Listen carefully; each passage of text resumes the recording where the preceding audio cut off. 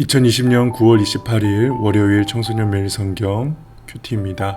본문은 고린도후서 1장 23절에서 2장 17절 말씀입니다. 고린도후서는 바울의 개인적이고 진정성 있는 모습이 많이 드러나는 편지입니다. 특히 고린도 교회 성도들과 바울 사이에 있었던 갈등, 아픔, 그런 것들이 고스란히 녹아있는 그런 편지인데요. 오늘 본문에서 먼저 바울은 자신이 계획되어 있던 고린도 교회 방문을 왜 하지 않았는지 그 이유를 설명하며 시작합니다. 2장 1절에 보면은 여러분의 마음을 아프게 하고 싶지 않아서, 그리고 고린도 교회 성도들이 슬픔을 당할까봐 염려했기 때문에 라고 말하고 있습니다. 우리가 잘 알다시피 고린도 교회 안에는 이제 바울을 반대하는 사람들이 있었습니다. 그들이 공개적으로 바울을 비난했죠. 그래서 바울이 상처가 됐습니다.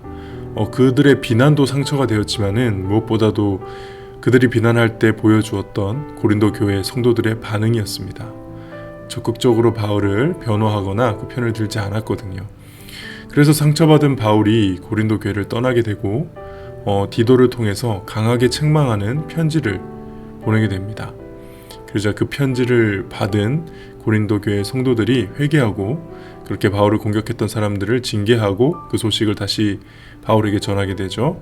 그리고 나서 쓴 편지가 바로 이 고린도 후서입니다. 그래서 당시 방문하려고 했다가 하지 않았던 이유에 대해서 오늘 이렇게 해명을 하는 것이죠. 교회 안의 갈등이 완전히 해결되지 않은 상태라 갈 수 없었음을 이야기하고 있습니다. 24절에 바울이 한 말 중에서 우리는 단지 여러분의 기쁨을 위해 여러분과 함께 일하는 사람일 뿐입니다 라는 이 부분은 바울의 어떤 사역의 마인드, 사역의 철학, 혹은 그가 맡고 있는 사도직에 대한 이해를 보여주고 있죠. 복음 안에서 누리는 성도의 기쁨, 성도의 기쁨을 위해서 내가 존재한다, 내가 헌신한다, 그것을 위해 내가 부르심을 받았다 라고 생각하며 교회를 섬기고 있는 겁니다. 목사이든 어떤 직분이든 교회를 섬기는 자라면 나로 인해 성도가 기쁘지 않다면 이건 뭔가 사역을 잘못하고 있는 것이라 생각해야 되는 것이죠. 설교를 잘하고 사역을 잘하고 일을 잘하고 이런 게 중요한 게 물론 중요하지만 결과적으로 제일 중요한 것은 기쁨이 있느냐 없느냐, 이것이 중요한 점검 기준이 되는 것입니다. 적어도 바울에겐 그게 기준이었던 거죠. 물론 그 기쁨은 거짓된 세상에서 말하는 그런 기쁨이 아니고요. 복음이 주는 기쁨, 말씀이 주는 기쁨, 진짜 하나님과 함께 할 때 누릴 수 있는 그런 기쁨을 말하는 것이겠죠. 어쨌든 나의 이 섬김이 성도들에게, 교인들에게 그런 기쁨을 주지 못하는데 자리를 차지하고 있다면 참 비참할 것 같습니다. 4절에 보니까 바울은 정말 고린도 교회 성도들을 사랑한 것 같습니다. 여러분을 향한 나의 사랑이 얼마나 깊은지 알게 하려고 쓴 것이라고 얘기하고 있죠. 근데 이 편지가 사실은 책망의 편지였거든요. 아주 세게. 정말 사랑하면은 잘못을 말해줘야 하죠. 죄와 허물을 덮어준다라고 표현하는데 그 죄와 허물을 덮어주는 것은 죄와 허물을 인정하고 회개하는 사람에게 하는 것입니다. 그 회개의 길로 가게 하려면 죄와 허물을 말해줘야 하는 거죠. 죄와 허물을 덮어주려면 죄와 허물을 말해줘야 합니다. 마태복음에서도 예수님께서 분명하게 말씀하시죠. 내 형제가 내게 죄를 짓거든 가서 단둘이 있을 때에 잘못을 지적하여라. 예수님의 이 말씀에 많은 교회들이 순종하지 않았기 때문에 저는 공동체가 망가지고 있다고 개인적으로는 그렇게 생각하고 있습니다. 죄를 지적 안 합니다. 근데 더 문제는 단둘이 가서 그 사람에게 잘못을 지적하라고 예수님은 말씀하셨는데 이건 안 하고 그 사람에게는 죄를 말하지 않고 그 사람이 없는 곳에 가서 다른 사람들에게 그 사람의 죄에 대해서 이야기한다는 거죠. 뒷담화라 그러죠. 내가 상처받았다, 내가 그 사람한테 당했다 이런 식으로 얘기하면서 그 사람 당사자한테는 얘기를 안 하고 제3자, 제4자한테 가서 얘기를 하고 소문을 퍼뜨린다는 거죠. 그래서 그 사람이 잘못을 뉘우칠 기회를 주지 않고 이미 그 사람에 대한 나쁜 이야기들을 만들어내는, 그래서 공동체를 갈등을 부추기는 그런 실로 악한 짓입니다. 그러니까 예수님의 말씀은 분명합니다. 형제가 내게 죄를 짓거든 가서 단둘이 있을 때 그 잘못을 지적해라. 그렇게 해서 고린도 교회가 한 사람을 처벌했습니다. 오늘 바울은 그렇게 처벌받은 사람을 이제는 용서하라고 말씀하는데요. 용서에 대해서도 두 가지 점이 보입니다. 먼저 10절에 그리스도 앞에서 용서하는 것이고요. 그 다음에 11절에 사탄에 속지 않기 위해서 하는 것입니다. 10절에 그리스도 앞에서 용서한다는 것은 우리가 잘 알고 있죠. 하나님, 우리의 용서는 다 하나님 앞에서 내가 하나님께 받은 용서를 근거로 하는 것이죠. 11절에 보니까 사탄에게 속지 않기 위해서 한다는 겁니다. 용서하지 않는 것은 사탄에게 속는다는 뜻이죠.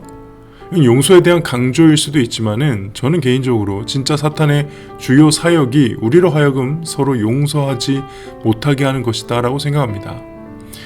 사탄의 메인 사역이 뭐냐? 용서하지 못하게 하는 것이다.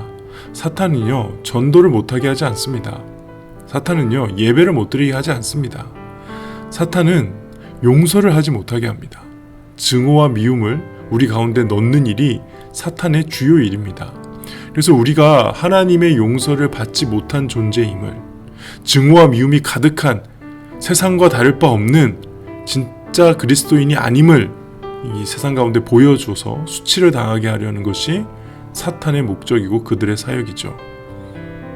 한국교회를 보면은 사탄이 참 사역을 잘한 것 같습니다. 그에 반해서 우리의 사역은 무엇입니까? 향기의 사역이죠.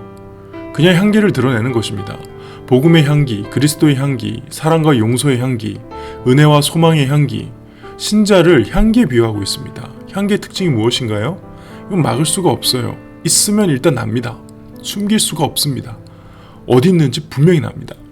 매우 자연스럽고요. 계속 퍼져나가고요. 향이 진하면 그 향이 배이게 만들죠.